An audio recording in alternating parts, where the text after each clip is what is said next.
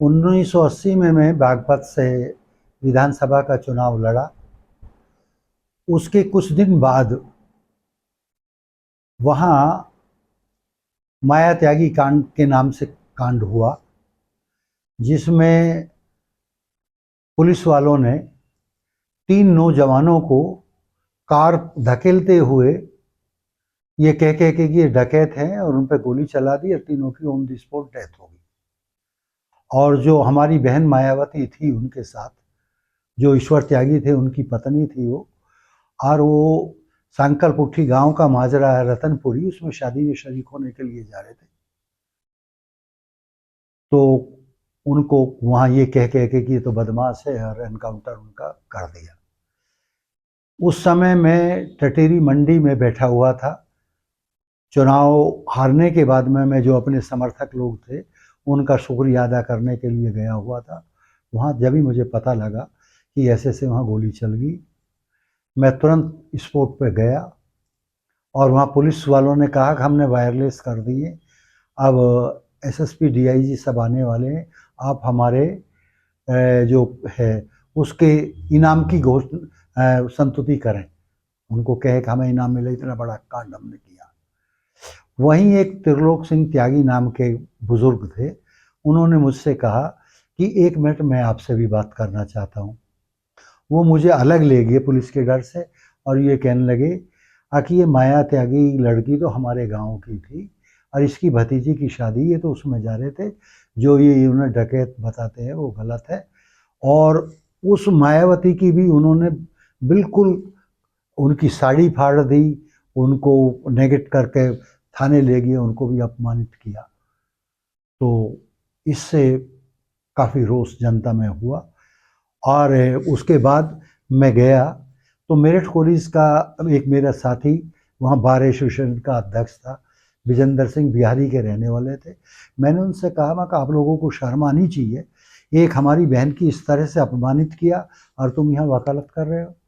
तो वकालत दो उन्होंने बंद करी, क्योंकि प्रेसिडेंट था वो, और उनका सहयोग मिला, कुछ जनता के लोग आए और हमने उसके विरोध में उसी दिन मैंने थाने पे जाके सत्याग्रह शुरू कर दिया।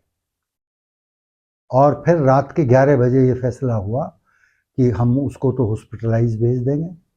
हम चाहते थे कि इसको छोड़ा जा और जो दोषी हैं उनके खिलाफ मुकदमा कायम किया जा। तो फिर जिला प्रशासन से ये फैसला हुआ कि ठीक है भाई, हम इसको हॉस्पिटलाइज करवा देते हैं, छोड़ तो नहीं सकते लेकिन हॉस्पिटलाइज कर देते। तो उनको हॉस्पिटल में एडमिट किया और ये मूवमेंट शुरू हो गया। लेकिन पुलिस वालों ने कुछ स्थानीय लोगों का सहयोग लेकर के इसकी मेरी शिकायत चौधरी चरण सिंह जी से कर दी। वो तो पुलिस से लड़ता है। चौधरी साहब ने मुझे बुलवाया, बुलवा के कहा कि पुलिस से तुम क्यों पंगा लेते हो, लड़ते हो। मैंने ये कहा कि मैनका साहब, मैं राजनीतिक कार्यकर्ता हूँ, इन पुलिस वालों ने मुझे चुनाव हरवाया, उन्हीं की बदौलत मैं हारा हूँ। आज इन्होंने 3 नौजवानों को गोली मार के उनकी हत्या कर दी और हमारी बहन मायावती को अपमानित करने का काम किया।